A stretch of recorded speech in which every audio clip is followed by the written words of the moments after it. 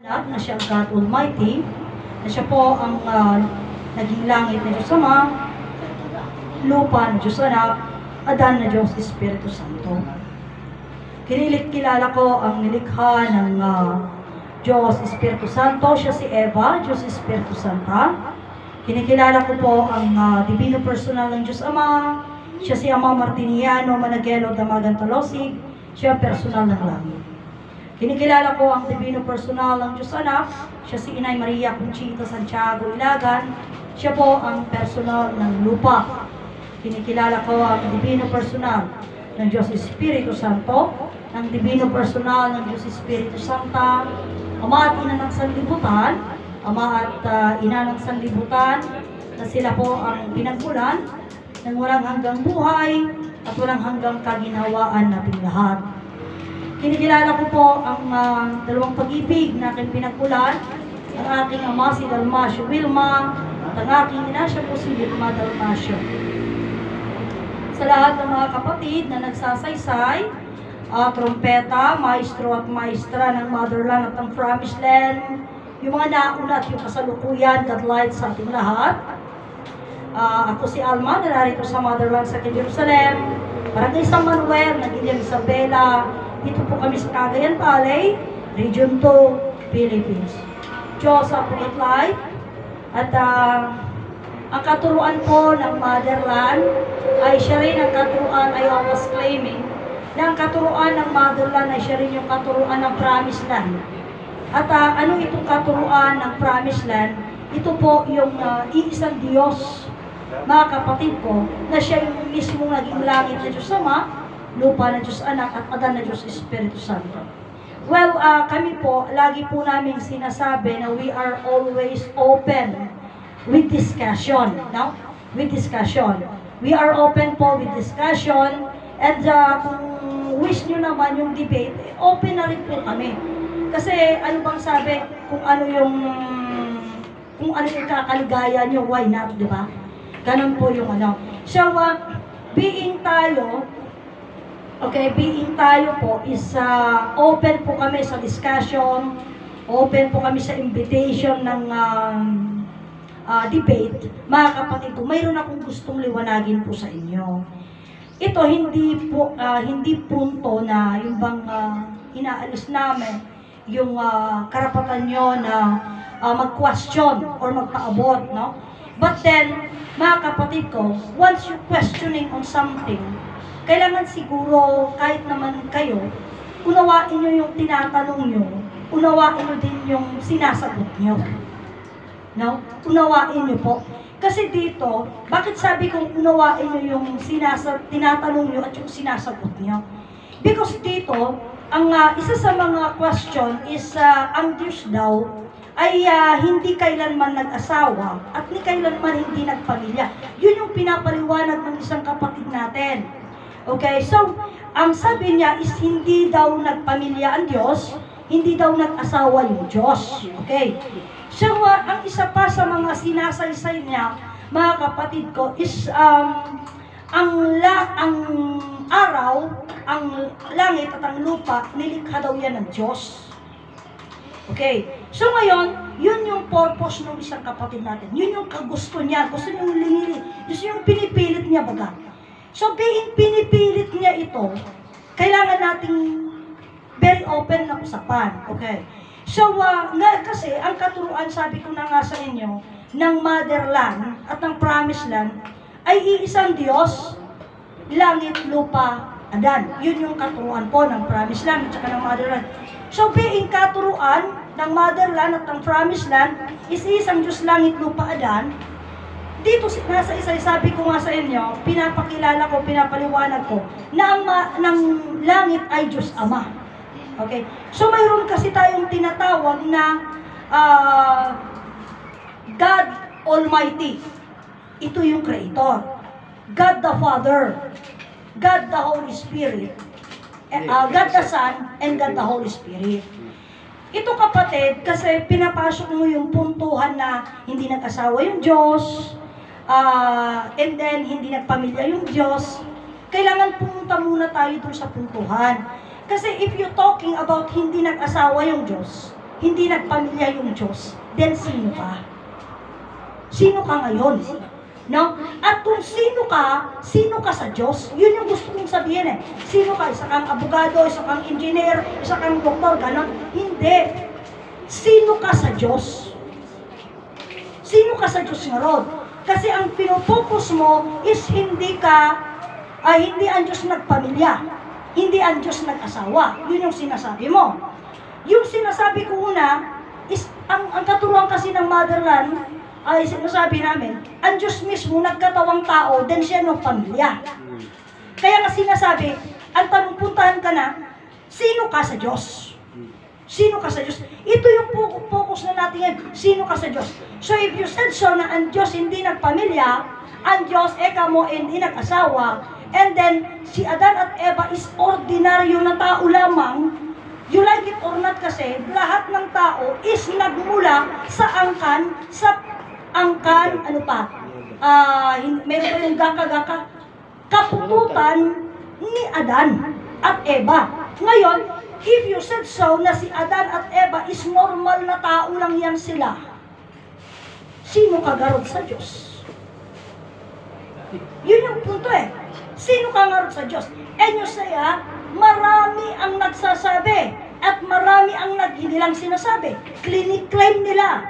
Anong claim nila? Mga anak daw sila ng Diyos. Hello? Kung anak kayo ng Diyos, diretsong usapan. Kung anak kayo ng Diyos, ang Diyos mo ay berbo. At ang berbo, mo ay hindi nagkatawang tao at hindi nagpamilya. Kaya sabi ko nga sa inyo, ito pong sinasabi ko po sa inyo is ito, diretsong usapan.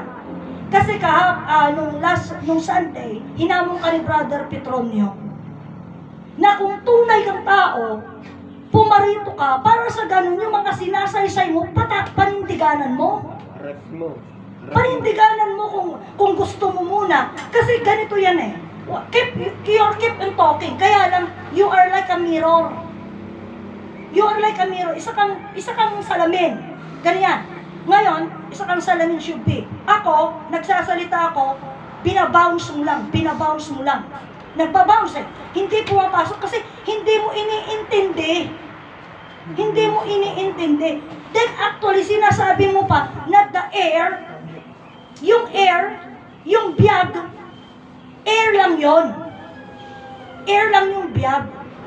Okay? So, which is kaya nga noon pa sinasabi ko sa inyo, na yung hangin, actually hangin, English niya, air, air. Sa labas ng katawan, air lang yon. Hangin lang yon talaga. Hangin lang yon. We like it or not, sa labas ng katawan, hangin lang yon. Sa labas ng katawan ng mangga, hangin lang yan. Sa loob ng mangga, buhay ng mangga yan. Sa loob ng katawan na ito, katawan mo, katawan nating lahat, yung air na sinasabi natin, yan ay buhay. At huwag mong linalang yung hangin. Bakit ko sabihin huwag mong nilalang yung hangin? You see, sa Amerika, sa ibang bansa, sa Amerika, sa Europe, ang lalakas ng mga tornado nila. Hurricane. Ano lang yung kotse? Laruan lang yun. Ano lang yun? And then, here you are, mga people na hindi ko alam kung saan kayo nagmula, hangin lang yun. Hindi. Hangin lang yun. Isipin mo yung pinagsasabi niyo.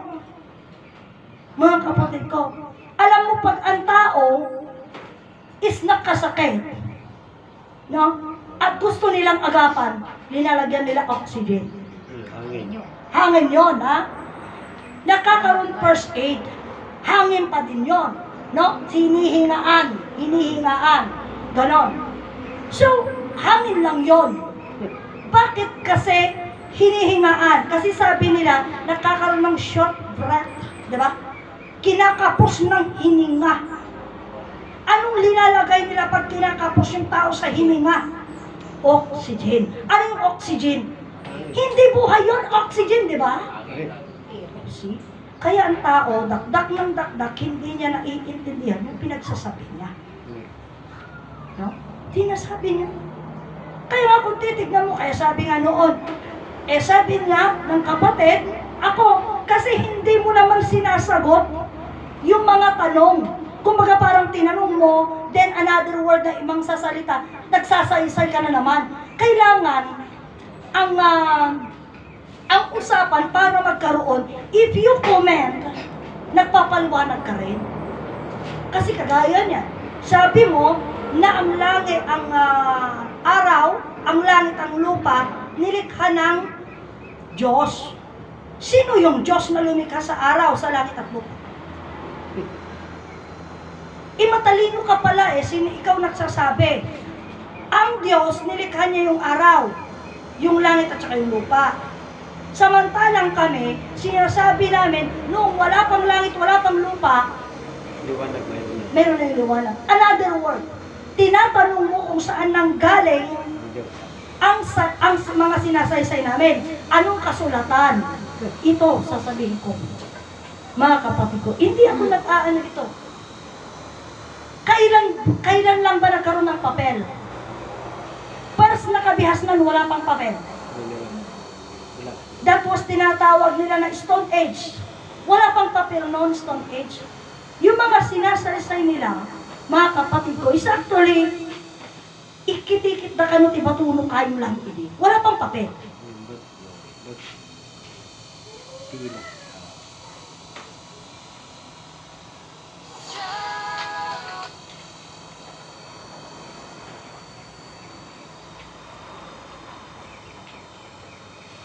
So being wala pang papel, ito yung patunay Di ba sinabi mo na ang Diyos mo ay berbo?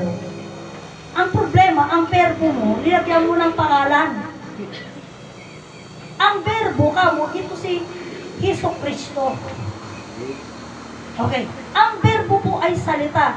Start with the word verb. That is verb. That is word. Kaya nga may salitang usapan nun Dato yung tulag ta verbalan. Diba? Ang usapan, verbalan. Anong ibig sabihin ng verbalang usapan? Salita. Walang pinirmahan. Salita. Rupa kan rupa. Verbalan nga Ngayon, pag pinagtalikuran mo yung salita mo, anya pa'y tinupang ipakita. Awanan. Ibagadan tong lastog na lang ata na kaya takdiran salita na. Ganun yung nangyayari, di ba? So, the word is verbalan. Verbal. So, being verbal, paano magkaroon ng pangalan ng verbal? Or ang verb? Wala. Una pa lamang, yung verbo na sinasabi mo na siyang Diyos mo, paano naging Jesucristo? Paano naging Jesucristo? Mga kapatid. Hindi po pwede. Kaya nga tingnan mo sa amin. We are talking na at we are ito, sandali lang. Kat ko sandali. Yung amin pong Wi-Fi provider, yung aming Wi-Fi, napakahina, putol-putol. Kagabi pa, pwedeng 1 minute, cut off na naman. Ngayon, kanina pa ilang beses na ito naputol. Yung ipapublic ko, yung providers, Wi-Fi internet, putol-putol yung linya namin kagabi pa. Hindi po putol-putol ang bayad namin. So, ito mga kapatid ko, kaya nga sabi ko nga, ito, bakit nagiging sabi ko nga sa inyo, bakit pinapasok ko itong usapan na to? Kasi ganito yan. And a few days, nag-uusap tayo, ti anos pasensya, pakumbaba. Syubi na alumana, yan, naanos na ron. Pero kung ganito, sabi ko nga kay brother, noon anugutan latan, anugutan nay,